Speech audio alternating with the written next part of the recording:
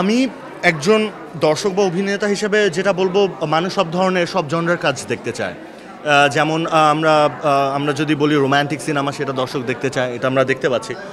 Psychological thriller খুব কম হয়েছে বললে ভুল হবে, হয়েছে, বাট অত হয়তো বা আওয়াজ এর আগে হয়নি এই জনরাতে। বাট আমার কাছে মনে হয় দর্শক এনজয় করবে সিনেমাটা, কারণ এখানে যারা অভিনেতা আছে বা যারা অভিনয় করেছে, সোহেল মণ্ডল, নীলাঞ্জনা নীলা দুর্দান্ত করেছে।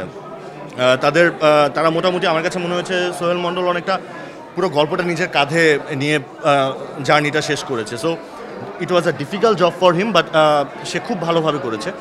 সো দর্শক অবশ্যই এনজয় করবে, এবং আমার কাছে মনে হয় এখন আসলে সব ধরনের কাজই দর্শক দেখে। আমার ব্যস্ততা চলছে মোটামুটি বিভিন্ন মাধ্যমে চলছে। আমি ওটিটি কন্টেন্টগুলো করছি, সিনেমাও করলাম। এই যে একটা সিনেমা বের হলো ওমর, বেশ কিছু টিভি ফিকশন করা হচ্ছে। অভিনয়ের মাধ্যমেই, মানে অভিনয়ের মধ্যে দিয়ে চলছে আর কি সব।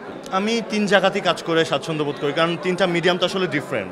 সিনেমার একটা আলাদা মজা আছে, ওটিটিতে দেখা যায় একটা ডিফারেন্ট স্ট্র্যাটেজিতে আমরা কাজ করি, নাটক আবার হোল ডিফারেন্ট। সো ওই জায়গা থেকে আমার কাছে মনে হয় প্ল্যাটফর্ম যেটাই হোক, ওই প্ল্যাটফর্ম ওয়াইজ একটা ডিফারেন্ট টেস্ট বা কাজের মধ্যে একটা ডিফারেন্ট আনন্দ খুঁজে পাওয়া যায়।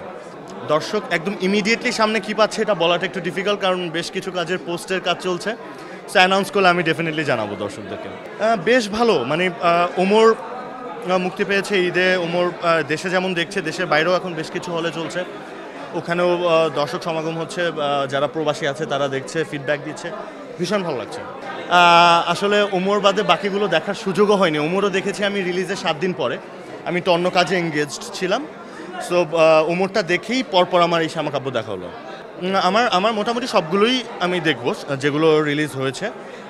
নেক্সটে আমার দেয়ালের দেশ দেখার ইচ্ছা আছে, কাজল রেখা দেখার ইচ্ছা আছে, এছাড়া ডেফিনেটলি রাজকুমার দেখার ইচ্ছা আছে, যেটা এখনও দেখা হয়নি। অ্যান্ড এটা শেষ করতে করতে হোপফুলি সামনের ঈদের কাজও চলে আসবে। সামনের ঈদের কাজ নিয়েও আমি বেশ এক্সাইটেড। বেশ কিছু ভালো সিনেমা আসতেছে। ওটিটি বা সিনেমা এগুলো করতে গেলে অনেক দীর্ঘ সময় ধরে করতে হয়। যখন একটা লম্বা প্রোডাকশন করি, একটা দীর্ঘ সময় ধরে একটা প্রোডাকশন করি, ওই সময়ের মধ্যে তো অন্য কোনো প্রোডাকশন হাতেও নেওয়া যায় না। এই জন্য হয়তো দেখা যায় যে নাটক একটু কম্পারেটিভলি কম করা হয়, কারণ নাটক করলে আমি বিশ্বাস করি আসলে সোললি ডেডিকেটলি নাটক করতে হয় অনেক।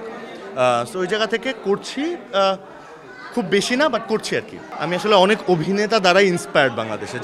বেশ আমার অনেক পছন্দের অভিনেতা আছে, আমি সবার কাছ থেকেই কিছু না কিছু নেই, কিছু না কিছু ইন্সপায়ারেশন পাই। ওই অর্থে স্পেসিফিকভাবে যে কোনো একজনের কথা বলতে পারবো না, কারণ সেটা একটা পার্শিয়ালিটি হয়ে যাবে। কারণ আমি যেহেতু অভিনেতা, আমার যারা দক্ষ অভিনেতা বা আমার থেকে সিনিয়র অভিনেতা, তাদের কাছ থেকে আমার প্রতিনিয়তই শেখার আছে। সো আমি সবার কাছ থেকেই শিখি। সব থেকে বড় বাজার নাটকের, আমার যেটা বিশ্বাস, আমাদের দেশের দর্শক সব থেকে বেশি নাটক দেখে। টিটি এটা খুবই নতুন মাধ্যম আমাদের দেশে, যেহেতু 4-5 বছর হয়েছে, খুব বেশি সময় না এই মাধ্যমগুলো আমাদের দেশে। সো ওটিটিতে এখনও দর্শক হয়তোবা ওই মাত্রায় রিচ করতে পারে না, বাট ওটিটি কন্টেন্টগুলো ওটিটি ওয়াইজ ভালো হয় আমাদের দেশে, এবং এই আমাদের দেশের কন্টেন্টের কদর আসলে আমাদের দেশের বাইরেও আছে, এটা আমরা বুঝতে পারছি কাজ করে।